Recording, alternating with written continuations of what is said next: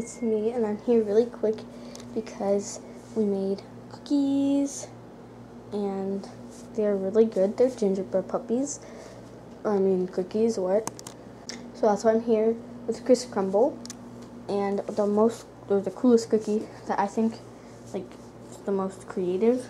I made the gingerbread puppy. Yeah.